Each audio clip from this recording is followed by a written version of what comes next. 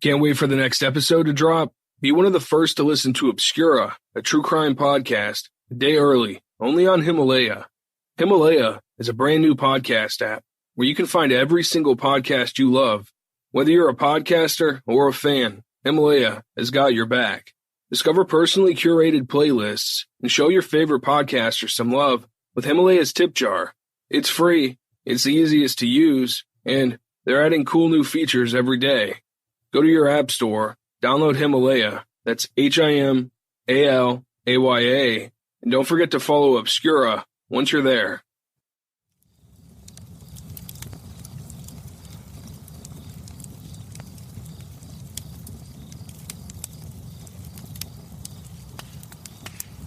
Welcome, listener. I'm glad you're here. Take a seat, next to the fire.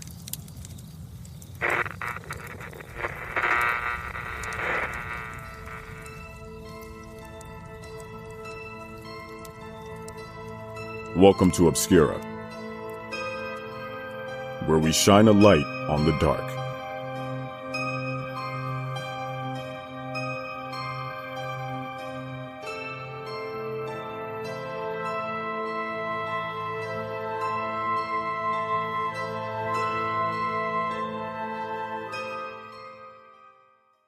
Chapter 1.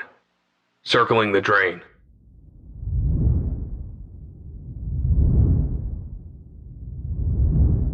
Make it a temperature you describe as comforting when turning the faucet handle. Not too hot. Fill your tub with a warm embrace. Water at such a temperature you regard slipping in as tantamount to God himself, promising you everything is going to be okay. Now, get in. Once it's full, walk away.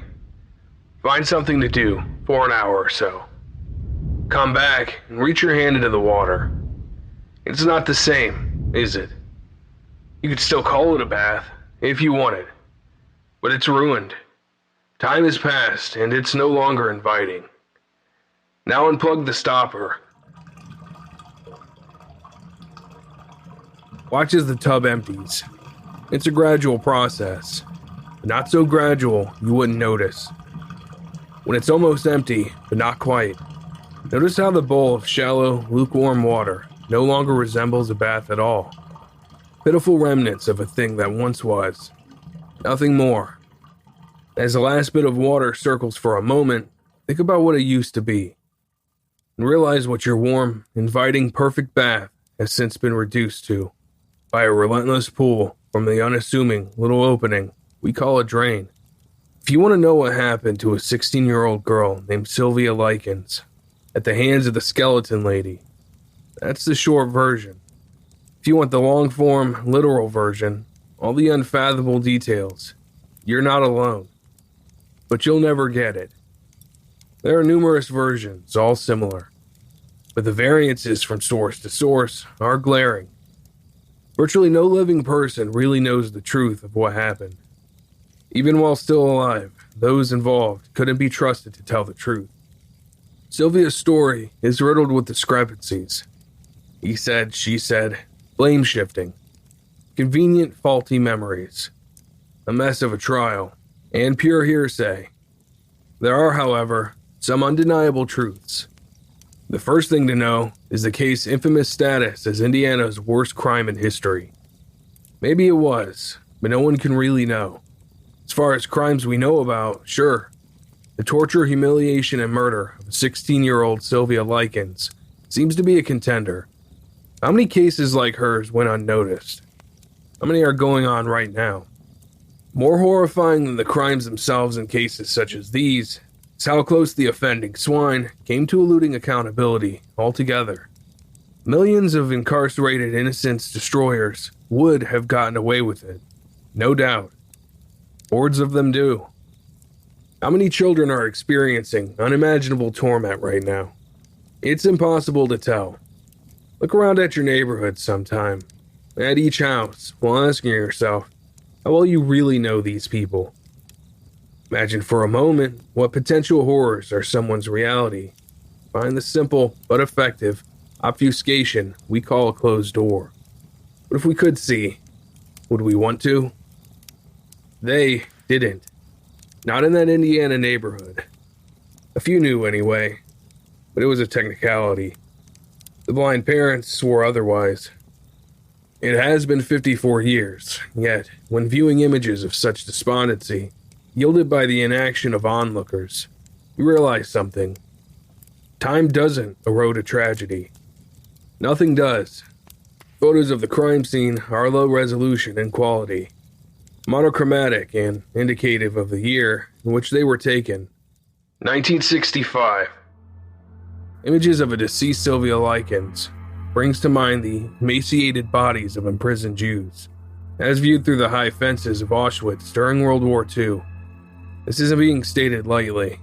The tragedy of the Holocaust is one of the single worst tragedies in world history. Sylvia's condition was that bad. Malnourished from prolonged starvation, covered in bruises, cigarette burns, cuts, slashes, brandings, lips mostly chewed off. A teenager, no more. Instead, lying on that bare mattress was Gertrude Baniszewski's magnum opus in its final form. The portrait of a child begrudgingly afforded the release of death. When they found her, she'd been dead approximately 8 hours. Photos of the living version of Sylvia Likens shows a beaming young girl, pretty and seemingly happy. That girl is not pictured in the images taken at the crime scene. She can't be. The face of this girl appears as thin white tissue slapped across a human skull and hardened like sun-dried paper mache. The word jealous is often used synonymously with the word envious. It's not an illegal move, but sometimes a weak one, because while jealousy's definition is flexible, it's less specific, ambiguous, and reliant on context. Envy, however, is a word of considerable rigidity. Jealousy refers first and foremost to a fear that someone will take something from you. When your best friend eyeballs your boyfriend and you feel threatened, what if your boyfriend likes her back? You're experiencing jealousy. Envy, on the other hand, refers to coveting something that belongs to someone else. Your best friend may well be envious of your current relationship. While jealousy is often loosely interchanged with envy to mean the same thing, envy is always just envy. Prior to becoming a calculated torturer and sadist, Gertrude Baniszewski was party to a number of failed marriages and abusive relationships. By age 36, the woman had been abandoned more than once by men who'd promised to love her and to provide. At least, that's her story. Keep in mind, this grim figure you observe, courtesy of the mind's eye, never took full responsibility for the cruelty she inflicted upon Sylvia Likens. She's prone to half-truths and painting herself the victim. Despite being a convicted child murderer and torturer, she meticulously drained all life and hope from a 16-year-old girl, to which she was supposed to be acting as guardian. Gertrude found herself aging in solitude with 7 inconvenient children to care for.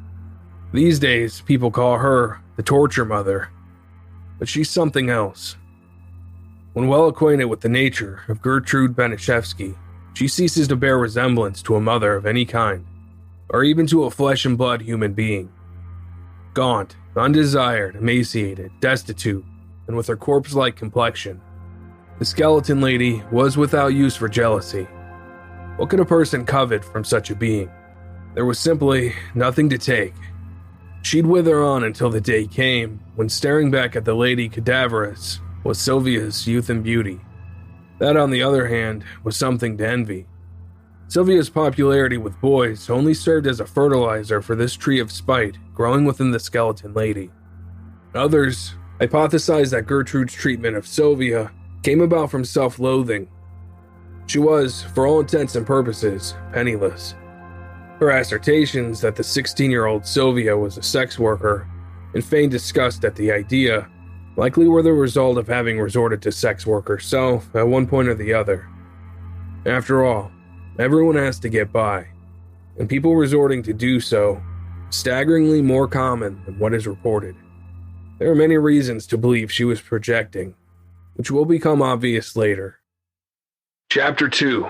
Sylvia. Began on July 2nd, 1965. There are the facts as best they can be pieced together.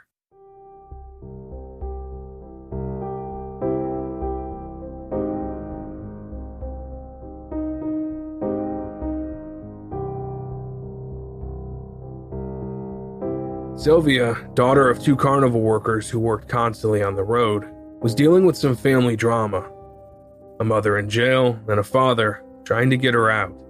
Her younger sister, Jenny, disabled by polio, required braces in order to walk. Sylvia met Paul Baniszewski, Gertrude's daughter, through a mutual friend. At some point, the girls went over to Paul's house where they stayed the night, listening to records and seemingly hitting it off. Lester Likens was Sylvia and Jenny's father. He visited the Baniszewski's house that night and then again the next day on July 3rd. At the time, Lester and his wife were primed to travel the country, working in the carnival. It's how they earned a living. A discussion of this traveling lifestyle led to the subject of the Likens girls staying with Gertrude, but Lester claims he already had arrangements for the girls to stay with his mother. Gertrude ultimately took the children in on a promise of being paid $10 per child per week. Who ultimately suggested the idea that the girls should stay with Gertrude is not clear. That is to say, someone is lying, and it's impossible to say who. Lester could be lying to save himself a child abuse or neglect charge. And it goes without saying that a convicted murderer being referred to as a skeleton lady has questionable morals. According to the court transcripts, here's what Lester Likens, Sylvia's father, had to say on the subject. Question: Mr. Likens, did you have a conversation with Mrs. Wright when you arrived back there, July 3rd? Answer: Yes, I did. Question: State what you said and what she said. Answer: She said that she would like to take care of the children because we was going to go to the fair down in southern Indiana. And I discussed it with my wife after I picked her up at her mother's house. We both agreed, since she had her children about the same age, we would leave them there, and we decided to pay her $10 per week for each child. Question: Did you say anything else, or did she say anything else? Answer: No, I did not. Question: Did the children stay there? Answer: Yes, they did. Question: Did your wife ever, before you placed them with Mrs. Baniszewski, did she ever meet Mrs. Baniszewski, join in on those conferences, arrangements you made for your two children, stay with her? Answer: Did she? She did. Question: How many times? Answer: Once. Question: But you had already made arrangements before she even knew where the children were, correct? Answer: Not entirely. Question: What do you mean by not entirely? Answer: I still had to talk to my wife and see if it was alright with her. See if she thought it was a good deal, them staying. I was going to let my mother take care of them. She had her hands full. This, however, was Gertrude's testimony of the event. Question: Did you have a conversation with Mr. Likens about the girls living at your house? Answer: No. He talked mainly to the girls, and he was talking about, I don't know what. I don't know what I'm going to do with you girls. Where are you going to stay? He was real vindictive at the mother. Question: What he said? Answer: What he said to me?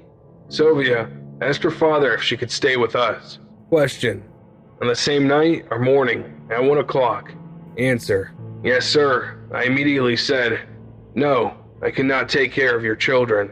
I have too many of my own, too many worries, and too many responsibilities without adding any more. She said, Well, we can take care of ourselves. We are used to that.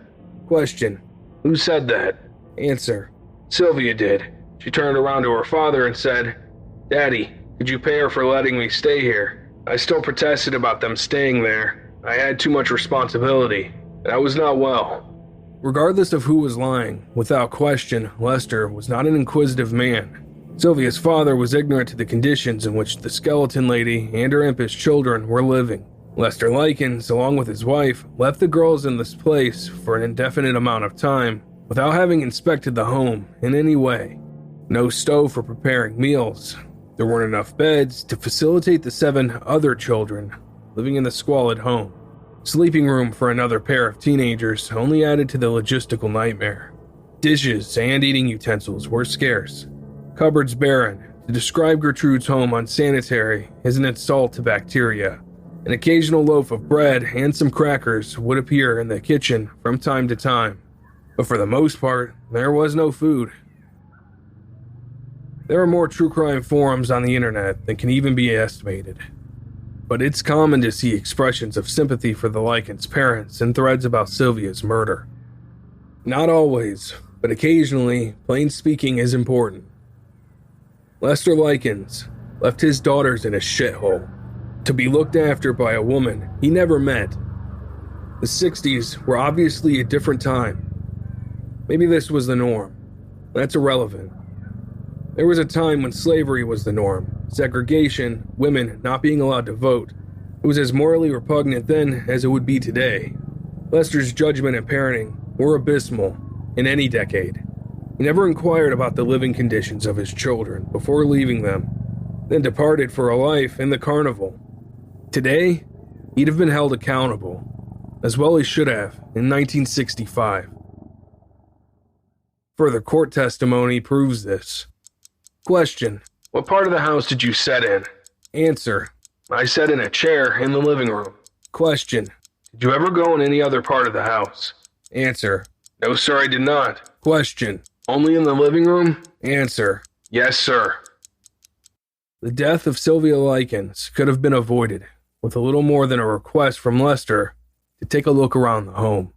Listener, I want you to think about that going forward. Chapter 3, Deuteronomy. The first couple of weeks passed without incident. Sylvia and her sister attended school, making friends and going to church with the rest of the family.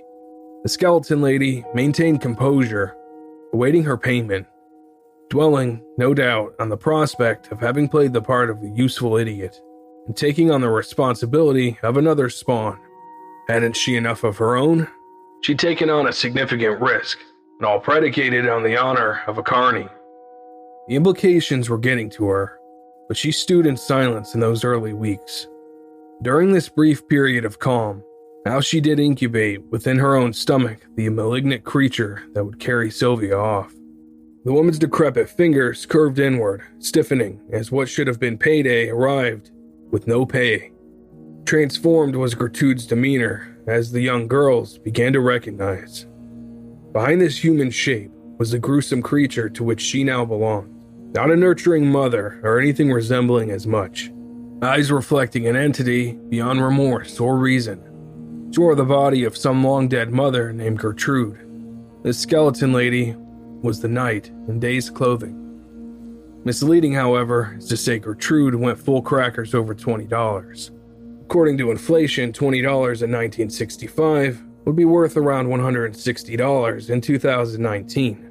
Gertrude had already been eking by on a mutilated budget that would make anyone upset. The Book of Deuteronomy delineates the villainy of those punishing children for infractions of their begetters. Every person shall be held accountable for her own sin. Gertrude, this self-described woman of God, was disinterested in such decrees. I took care of you bitches for nothing, she shrieked at the girls. It started with a slap. The younger sister took one. Sylvia was taken into a bedroom, but Jenny didn't know what transpired. Whatever happened behind the closed door was kept a secret between Sylvia and Gertrude. The next day, Lester's payment arrived in the form of a money order. A slap here or there escalated. Skeleton Lady began instructing the girls to lie face down on the bed and drop their underwear. Their exposed bottoms were beaten raw with a paddle. Other times, a leather police belt was used. The box had been opened. Lester could send all the money he liked, or not. Gertrude tormented Sylvia all the same. Jenny took plenty of beatings. Gertrude found a genuine passion in demeaning the eldest sister. Smacks, a paddling here or there, wasabi on the tongue. Taste that wouldn't suffice as she leered envious at this budding teen. Insolent and flaunting a youth and potential Gertrude had squandered decades ago. Absent her own, Gertrude wondered why this girl should be afforded any such hope. She found a labor of love in draining Sylvia of that youthful optimism we all cling to for as long as humanly possible. Bullies, variances in behavior incalculable, ranging wildly from one to the other in terms of severity, and yet, at their fundamental core, all exactly the same.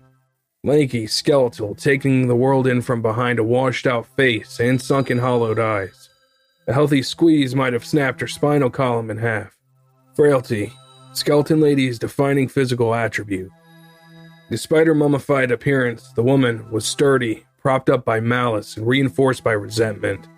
Somewhere between gradual and immediate was the phantom time frame in which Baniszewski's children began turning against Sylvia. Monkeys saw, monkeys did. Mind games were conceived by a tribe of Gertrude's uninhabited minions, who began snitching on the girl at every opportunity.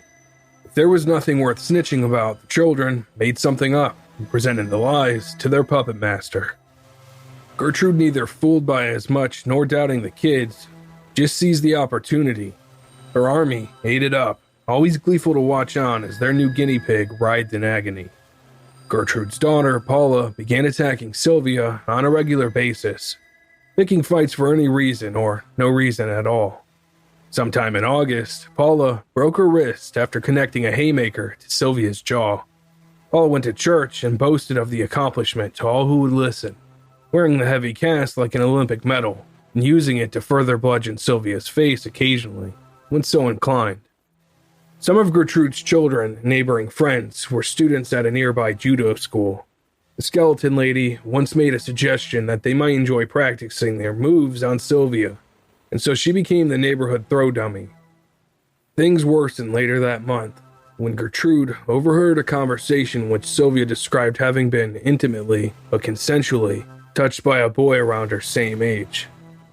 Lester's useful idiot exploded into a fit of rage, throwing tantrums and accusing Sylvia of being a prostitute.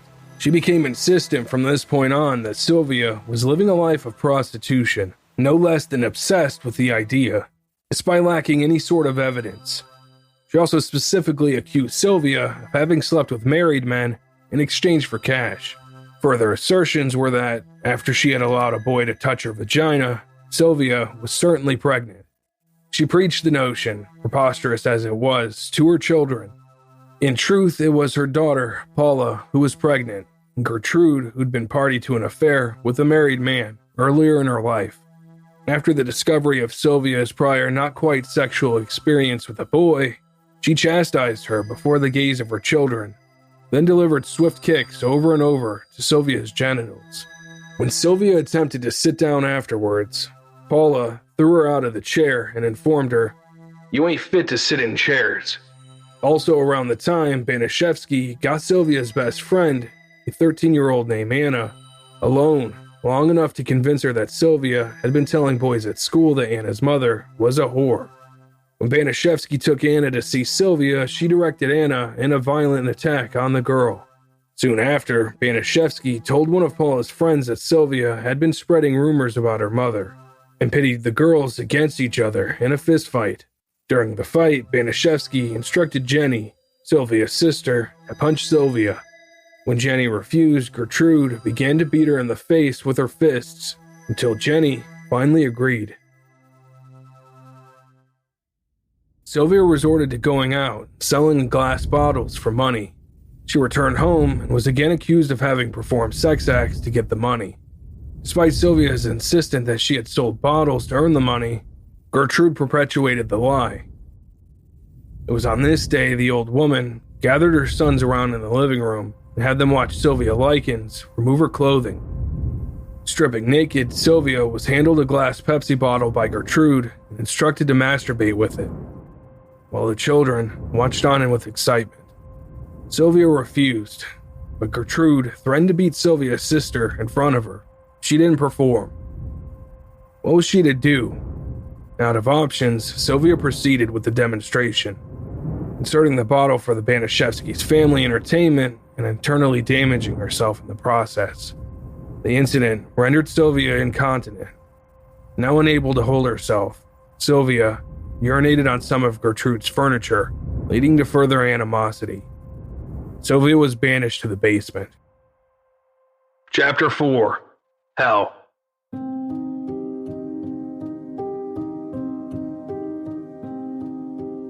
After urinating on herself and other parts of the house, Gertrude dubbed Sylvia "dirty girl" and sent her to live in the unfinished basement. The banishment came with a bathing ritual for the Likens girl. The bathtub was filled with blistering water. Sylvia's arms and legs were bound. Gertrude and Paula would dunk Sylvia in the searing liquid over and over, burning every inch of the child's body. When the ritual was complete, Sylvia, still naked and in agony, covered in blisters and other sores, was rubbed down by Paula with handfuls of iodized salt. The skeleton in the corner watched on the scene she'd fostered. Then came an epiphany.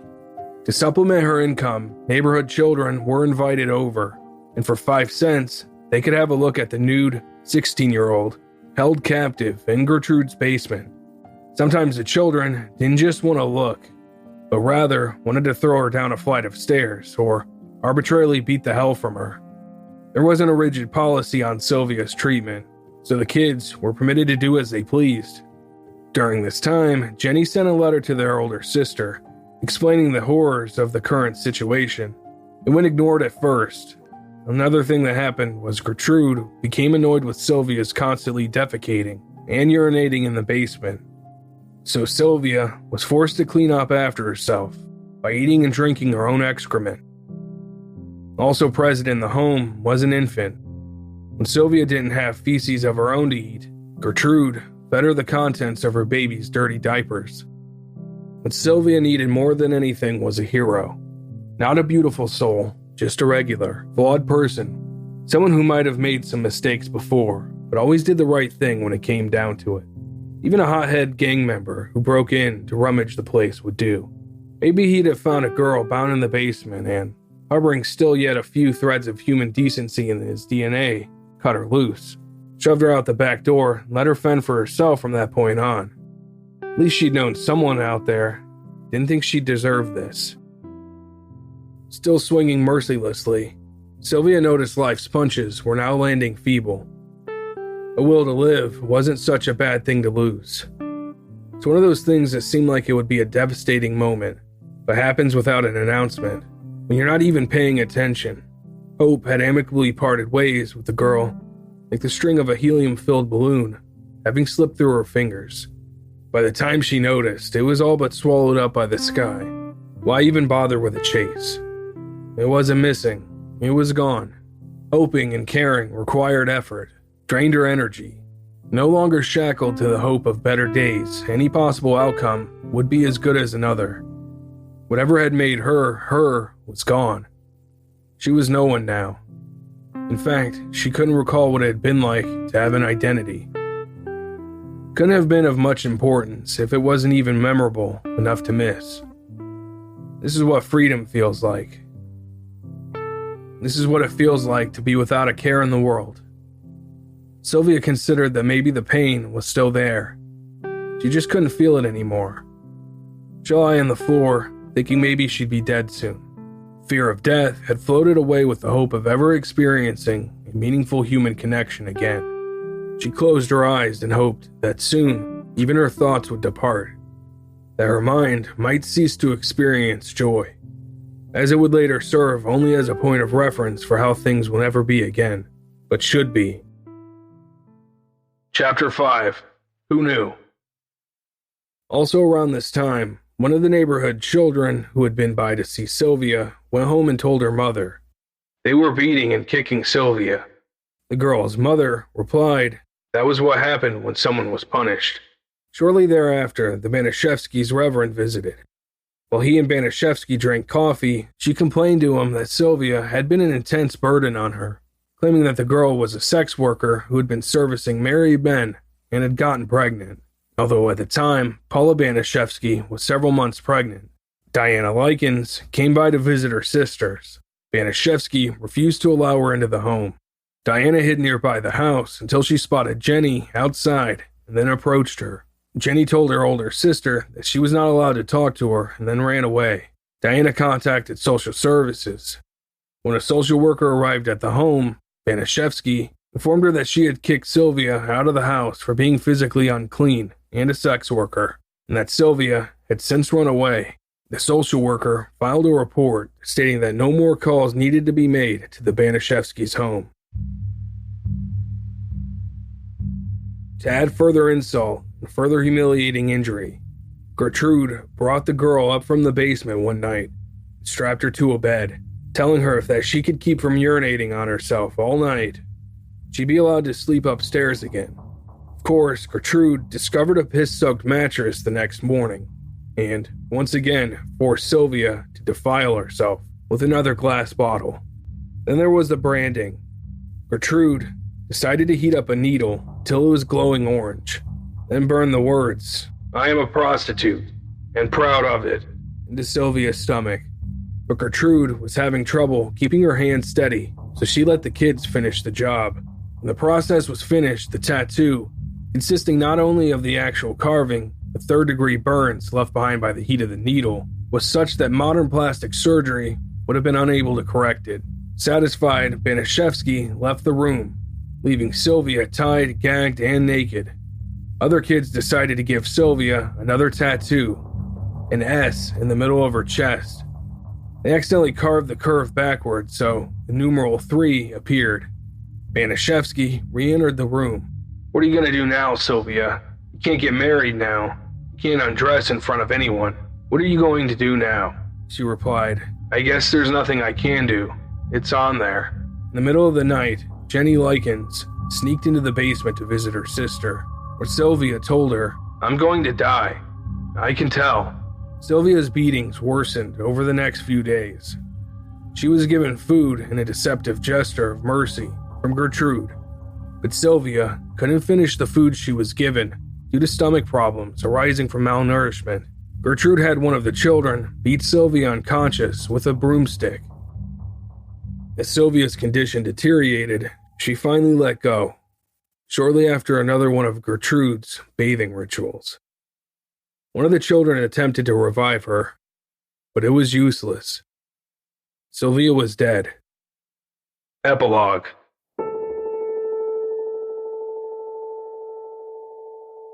Police were eventually called to the scene, and Jenny reportedly whispered to one of them, "Get me out of here, and I'll tell you everything."